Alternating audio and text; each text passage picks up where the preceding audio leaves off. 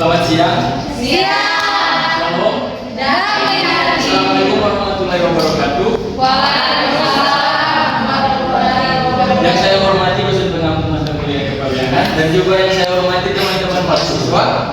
Di siang hari ini kita akan mendengarkan dan melihat pemaparan materi dari kelompok 4, yaitu. Nah, sebelum kita masuk ke pemaparan materi, izinkan saya untuk memperkenalkan diri terlebih dahulu. Perkenalkan, nama saya Geser Wahid dengan NIM 20408. Dan selanjutnya kita akan masuk untuk perkenalkan diri untuk kelompok 4. Dipersilakan.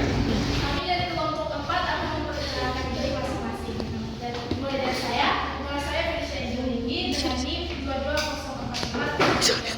Nama saya Sulaiman Manege dengan NIM 2204 4029. Nama saya Ferianto dengan NIM 220444049. Kita akan masuk ke pemaparan materi yang akan dibawakan oleh kelompok 4. Untuk pemateri pertama akan dipaparkan oleh saudari Des. Dipersilakan. Dengan saya Felicia, saya akan memaparkan materi fasilitas. Namun sebelum itu kita mau kasih tahu ada dalam fasilitas ini ada 3 fasilitas pembebasan biaya masuk, fasilitas pengembalian biaya masuk, dan juga fasilitas penangguhan biaya masuk. Nah, yang pertama kita masuk dulu di pembebasan biaya masuk.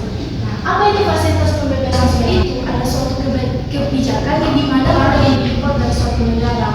Nah, tujuan diberikannya pembebasan ini untuk mendukung kemajuan industri dalam negeri dan juga memfasilitasi proyek-proyek pemerintah, membantu kegiatan modal. Contohnya ada mesin dan juga peralatan. Nah, dalam peralatan ini juga ada yang bernama peralatan produksi. Nah, peralatan produksi ini buat untuk barang yang dipakai buat di pameran, promosi atau yang bisa jadi iklan begitu. Nah, kalau yang keempat ada barang untuk pendidikan. Barang untuk pendidikan ini biasa biasa itu macam alat penelitian berupa di laboratorium begitu. Nah, dengan buku, pokoknya tujuan itu untuk pendidikan dan penelitian.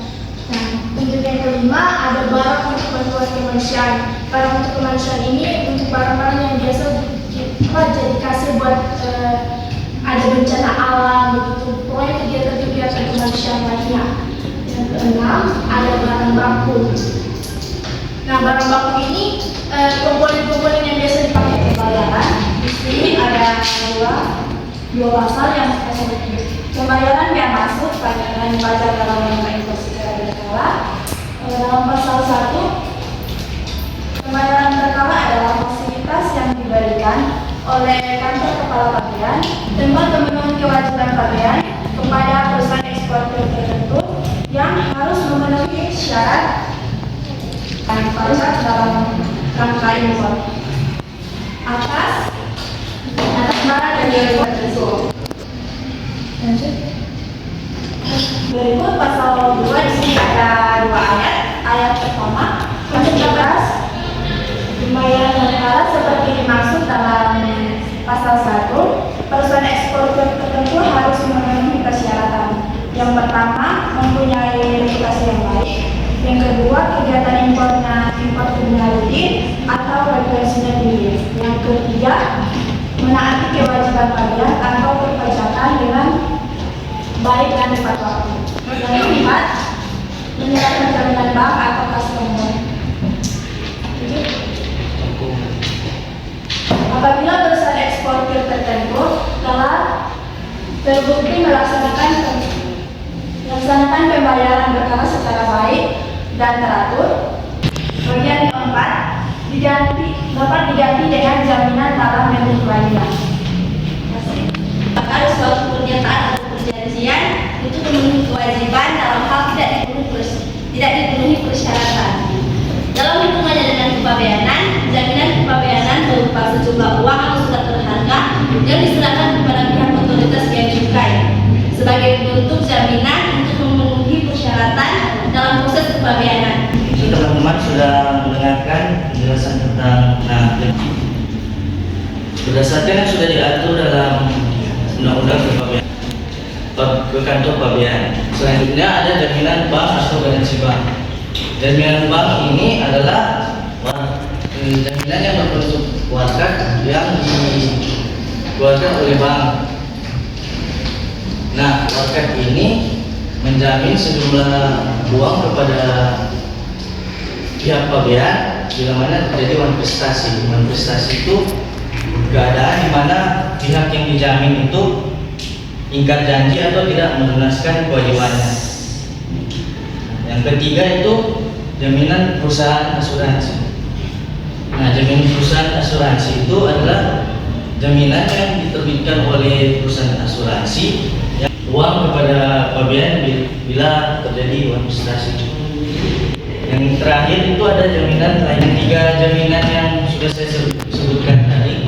Ada jaminan lainnya, bentuk-bentuknya bisa berupa jaminan yang diberikan oleh lembaga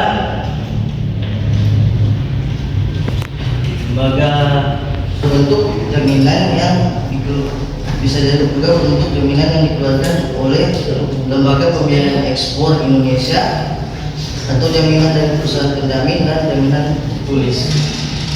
Next.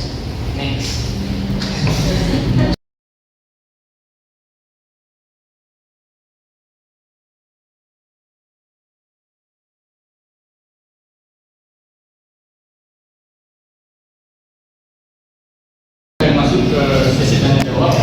Jika ada audiens yang ingin bertanya, dipersilakan. Kami memberikan pertanyaan kepada Priscilla Ulo. Syarat apa saja yang harus dipenuhi oleh perusahaan eksportir untuk mendapatkan fasilitas pembayaran? Jelas? Syarat apa saja yang dapat dipenuhi oleh perusahaan eksportir untuk mendapatkan fasilitas pembayaran berkala? Yang pertama, mempunyai reputasi yang baik. Yang kedua, kegiatan ekspornya rutin dan frekuensinya tinggi. Yang ketiga, menaati kewajiban pabean atau dikerjakan dengan baik dan tepat waktu. Yang keempat, menyerahkan jaminan bank atau hasilnya.